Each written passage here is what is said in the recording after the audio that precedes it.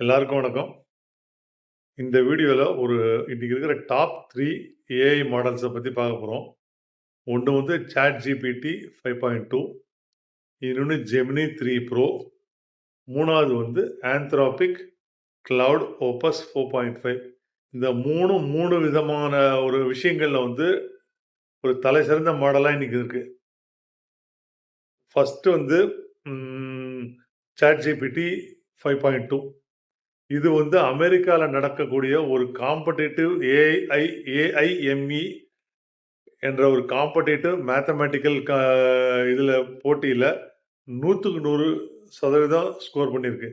So mathematics இந்த அளவு score பண்ண முடிஞ்ச ChatGPTயால மனுஷன் செய்யக்கூடிய எந்த வேலையா இருந்தாலும், மூளை யூஸ் பண்ணி செய்யக்கூடிய எந்த வேலையா இருந்தாலும் அதால பண்ண முடியும். அந்த அளவுக்கு அது டாப்ல இருக்கு. 2வது Gemini 3 Pro. இதோட ஸ்பெஷாலிட்டி என்னன்னா, எவ்ளோ பெரிய டேட்டா சைஸ் இருந்தாலும் சரி, அதால அத டைஜஸ்ட் பண்ணி படிக்க முடிஞ்சு, நமக்கு அதுக்கு உண்டான தேவையான அவுட்புட்ட அதால குடுக்க முடியும். மேசிவ் டேட்டா செட்னாலே அது Gemini 3 Pro தான்ற மாரி அந்த மாடல் இன்னைக்கு இருக்கு. 3வது Anthropic Claude Opus 4.5. இதோட ஸ்பெஷாலிட்டி என்னன்னா புரோகிராமிங்.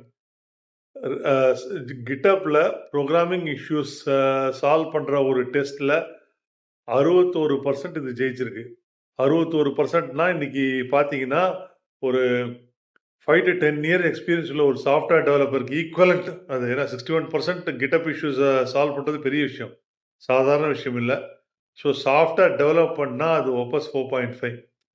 இந்த 3 மாடல் தான் இன்னைக்கு டாப். இந்த 3 மாடல் வந்து ChatGPT 5.2 நீ எனி ரீசனிங் டாஸ்க் நீங்க யூஸ் பண்ணலாம். Gemini 3 Pro any type of large data processing and அனாலிசிஸ்க்கு யூஸ் பண்ணலாம். Opus 4.5 புரோகிராமிங் யூஸ் பண்ணலாம். கிட்டத்தட்ட மனுஷங்க செய்யக்கூடிய அந்த லெவல்ல இந்த 3 மாடலுமே செயல்படுது. அடுத்த வீடியோல இத பத்தி இன்னும் சில டெக்னிக்கல் பாயிண்ட்ஸ நம்ம பார்ப்போம்.